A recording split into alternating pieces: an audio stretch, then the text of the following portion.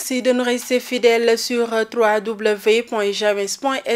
Tout de suite, le journal. L'association des tailleurs de la commune de Ziguinchor n'est plus membre du mouvement national qui les regroupe. L'annonce a été faite ce lundi par le président local de la dite association. Babacar Seck fustige leur non-implication dans les prises de décision.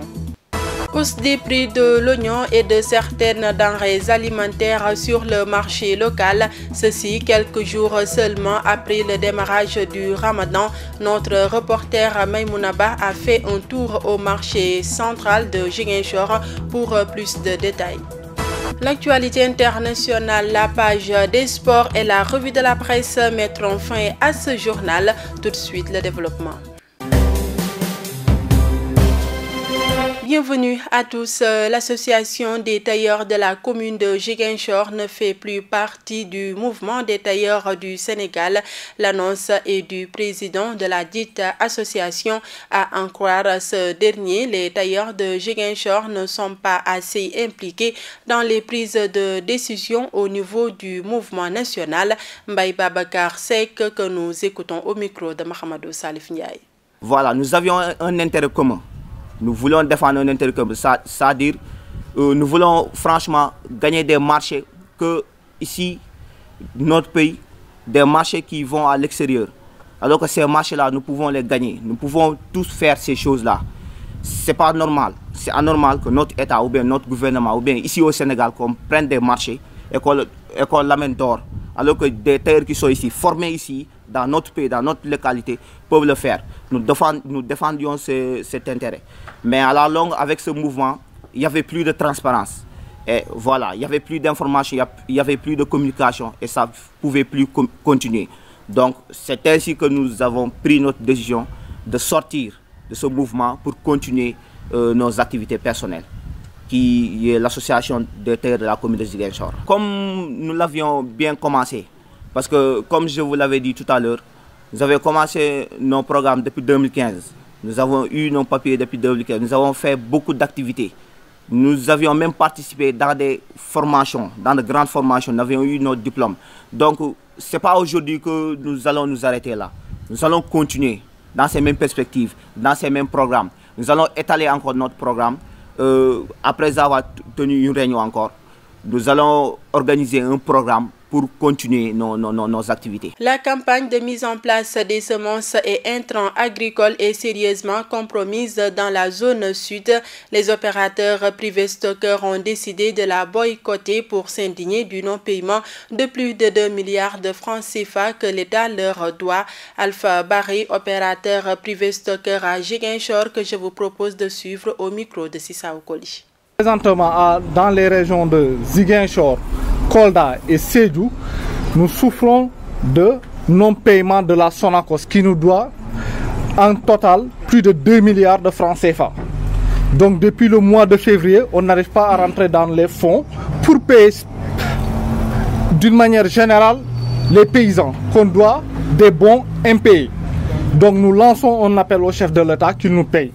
À la date du 8 mai 2018, nous avons tenu un conseil interministériel dirigé par le Premier ministre et on a eu la promesse de nous payer 1 milliard par jour. Et à ce jour, jusqu'à présent, rien n'a été fait. Donc nous lançons un appel au chef de l'État pour qu'il vienne en aide aux paysans d'abord de la Casamance et qu'on puisse aussi, nous opérateurs, payer les banques que nous devons beaucoup d'argent. Et pour la suite de la campagne, plus particulièrement les semences. Pour avoir des prêts au niveau des banques, vous savez que les banques exigent des garanties, que ce soit des titres fonciers, des gages de véhicules et autres. Donc tous nos biens sont hypothéqués dans les banques et les institutions mutuelles. Donc il nous faut que l'État nous vienne en aide pour nous payer. Sinon, il n'y aura pas de campagne à l'horizon, c'est-à-dire 2018-2019. Pourquoi? Parce que les paysans en ce moment, en Casamance, ils n'ont pas encore reçu de semences. Et c'est ça surtout plus particulièrement. Présentement, on nous a donné des notifications de semences que nous ne pouvons pas donner aux paysans parce que les paysans, ils n'ont pas d'argent. Nous leur devons de l'argent. On ne peut pas leur vendre des semences alors qu'on leur doit déjà de l'argent. C'est pas possible. Donc il faut qu'ils nous payent, qu'on paye aux paysans pour qu'ils puissent acheter des semences. Ramadan rime souvent avec hausse de prix de denrées de première nécessité. 2018 ne fera pas l'exception. Vendeurs et acheteurs ont tous déploré cette situation. C'est un reportage signé Maïmounaba. Nous sommes au marché Boucotte de Ziguinchor, une des ruelles les plus fréquentées. Un endroit où les clients viennent s'approvisionner au quotidien en denrées de première nécessité. 2 semaines après le démarrage du mois béni de Ramadan, certains denrées sont en hausse. Une situation qui paralyse le commerce, nous dit ce vendeur. L'augmentation de certains denrées alimentaires est effective. Le sucre est en hausse. Déjà, c'est une nécessité. Avant, le sac de sucre coûtait 23 000 francs. Maintenant, ça coûte 27 000. L'oignon aussi est en hausse. Les légumes ne dérogent pas à la règle, une situation qui provoque une grosse perte chez les vendeurs. Les légumes de première nécessité connaissent une hausse des prix. Avant, le kilo de pommes de terre coûtait 300 francs. Mais là, on est à 600 francs. Donc le double. Moi, j'ai acheté le sac très cher. Donc, on est obligé de le vendre à ce prix. Les courgettes et les patates douces sont en hausse aussi. Conséquence, ça ne marche pas. Et nos légumes pourrissent après. Les ménagères, elles, n'ont que leurs yeux pour pleurer face à une situation qui ne leur laisse pas le choix.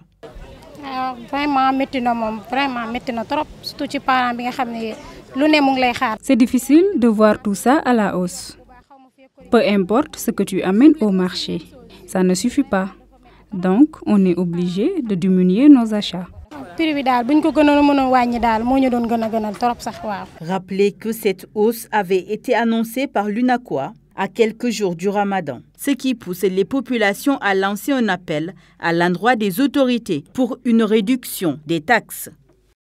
Politique à présent, le président du grand parti invite le chef de l'État à un débat contradictoire. Ce grand oral devra essentiellement reposer sur les divers programmes proposés de part et d'autre. Le PS du parti au pouvoir contre le PAS du grand parti. C'est un reportage de Mamadou Fall. Le leader du grand parti défie publiquement le président Macky Sall. Malick Gakou l'invite à un débat contradictoire. Lequel débat devra essentiellement reposer sur les divers programmes proposés de part et d'autre. Le plan Sénégal émergent prôné par le pouvoir contre le PAS initié par le grand parti. Comme le président Macky Sall accepte maintenant le débat d'idées, le débat de projets, le débat de programmes, je voudrais solennellement l'inviter à un débat contradictoire devant la nation, devant le peuple sénégalais. Sur le plan Sénégal émergent, mais également sur le programme alternatif Suqali Sénégal. Malick Gakou, qui dit être le candidat de l'espoir, estime que ce débat est inévitable avant de vanter son programme. J'estime que ce débat est tout à fait utile, puisque vous le savez aujourd'hui, le candidat de l'espoir est le seul dépositaire d'un programme politique, d'un programme économique, d'un programme social qui s'élève pour changer le Sénégal, mettre le Sénégal en orbite et redresser ce pays. C'est la raison pour laquelle j'invite le président Macky Sall à un débat public contradictoire sur son plan Sénégal émergent. Relevant l'état du programme de l'actuel régime, M. Gakou présente le PSE comme un plan pour tuer notre économie. Puisque nous le savons, c'est le plan pour tuer l'économie sénégalaise. C'est un plan pour exproprier nos richesses nationales. Cela passe bien évidemment par notre éclatante victoire au lendemain de l'élection présidentielle du 24 février 2019. À cette fin, je m'engage solennellement à mobiliser tout le Sénégal pour battre Macky Sall en 2019. Lors de son face-à-face avec la presse, Malick Gakou s'est aussi prononcé sur l'ouvrage du président Macky Sall, dont le tome 1 a été récemment lancé. Le chef de file du grand parti parle d'une forme d'échec de la politique du chef de l'État et de son gouvernement. L'actualité internationale, c'est l'affaire de Sissao Koli. Le leader du grand parti défie publiquement le président Macky Sall. Malick Gakou l'invite à un débat contradictoire. Lequel débat devra essentiellement reposer sur les divers programmes proposés de part et d'autre. Le plan Sénégal émergent prôné par le pouvoir contre le pass initié par le grand parti. Comme le président Macky Sall accepte maintenant le débat d'idées, le débat de projets, le débat de programmes, je voudrais solennellement l'inviter à un débat contradictoire devant la nation, devant le peuple sénégalais, sur le plan Sénégal émergent, mais également sur le programme alternatif Suqali Sénégal. Malick Gakou, qui dit être le candidat de l'espoir, estime que ce débat est inévitable avant de vanter son programme. J'estime que ce débat est tout à fait utile, puisque vous le savez aujourd'hui, le candidat de l'espoir est le seul dépositaire d'un programme politique, d'un programme économique, d'un programme social qui se lève pour changer le Sénégal, mettre le Sénégal en orbite et redresser ce pays. C'est la raison pour laquelle j'invite le président Macky Sall à un débat public contradictoire sur son plan Sénégal émergent. Relevant l'état du programme de l'actuel régime, M. Gakou présente le PSE comme un plan pour tuer notre économie. Puisque nous le savons, c'est le plan pour tuer l'économie sénégalaise. C'est un plan pour exproprier nos richesses nationales. Cela passe bien évidemment par notre éclatante victoire au lendemain de l'élection présidentielle du 24 février 2019. À cette fin, je m'engage solennellement à mobiliser tout le Sénégal pour battre Macky Sall en 2019. Lors de son face-à-face avec la presse, Malick Gakou s'est aussi prononcé sur l'ouvrage du président Macky Sall, dont le tome 1 a été récemment lancé. Le chef de file du grand parti parle d'une forme d'échec de la politique du chef de l'État et de son gouvernement. Place maintenant à Mahfouz Kouyaté pour la page des sports. C'était le match à ne pas perdre pour continuer de rêver le titre. Mais Génération Foot n'a pas pu contenir l'AS Douanes qui bat les académiciens sur le score de 1-0. L'unique but de la rencontre a été inscrit par Daouda Ndiaye Gueye à la 10e minute de jeu. 3 points qui permettent à l'AS Douanes de prendre la 2e place du classement. 42 points, 27 matchs joués. Et Génération Foot reste calé à la 5e place. 40 points, 23 matchs joués. Mais c'est une défaite de Génération Foot qui ouvre les portes du titre à Jaraaf. Le Jaraaf de Dakar est officiellement champion du Sénégal après sa victoire ce lundi sur le stade de Mbour 1-0. Le seul but du match inscrit par Youssouf Paye permet à Jaraaf de compter 56 points au compteur et ne peut plus mathématiquement être rattrapé par Génération Foot qui a été battu plus tôt aujourd'hui par l'AS Douanes 1-0. Le Jaraaf décroche ainsi son 12e titre de champion du Sénégal. 8 ans après le dernier sacre de 2010, le club de la Médina va représenter le Sénégal à la Ligue des Champions CAF la saison prochaine. La saison n'est pas terminée pour autant avec une rude lutte pour le maintien qui va se poursuivre entre Dakar Sacré-Cœur, Casa Sport, Niartali et Djambar qui vont se battre pour ne pas accompagner en Ligue 2 Union Sportive de Ouakam et Guédiawaye. À l'international, voici quelques résultats et rencontres des matchs amicaux joués hier, lundi 28 mai 2018. Corée du Sud bat Honduras 2-0. Nigeria et RD Congo 1 but partout.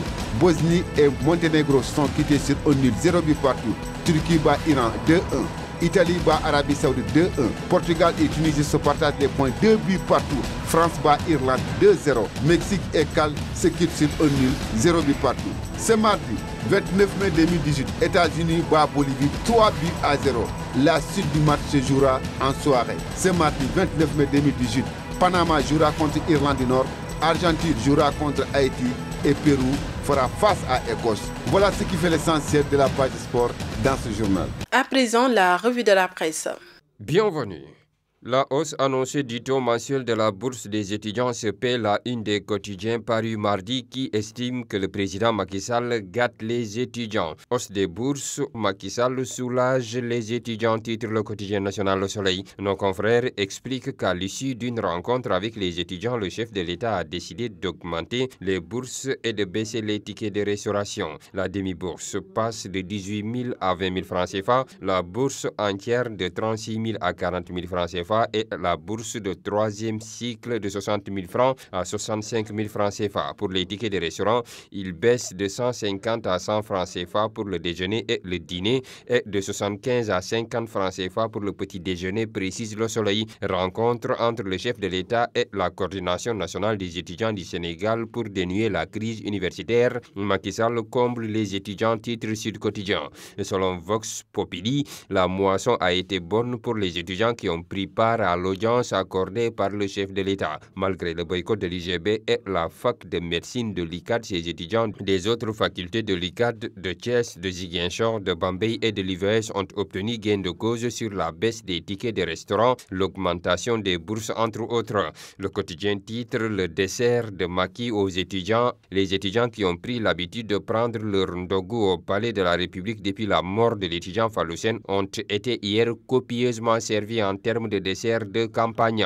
C'est à la limite si le président n'a pas agréé à toutes leurs revendications. Très loin du menu ordinaire du tirailleur moyen non sénégalais, comme disait l'autre, dommage qu'il ait fallu une fois de plus que du sang coule pour que l'on obtienne cela, ajoute le quotidien. Audience au palais, Macky gâte les étudiants, rapporte là, ce qui revient également sur la sortie de l'ex-président Maître Abdoulaye Wade suite à la tentative de saisie de sa maison au point E à Dakar par un huissier. Macky devra marcher sur mon cadavre pour prendre ma maison, dit Maître Wade dans l'AS, dans lequel journal Seydou Gueye, porte-parole du gouvernement, précise que parler de saisie relève d'une contre-vérité parce qu'il a fait de lui un complice et un co-auteur de son enrichissement. Wade porte plainte contre Macky pour injure et diffamation, écrit Vox Populi. Selon Walfadjri, noir de colère, Wade menace. Ce faisant, il affirme à la une du journal Enquête que Macky Sall doit d'abord marcher sur mon cadavre.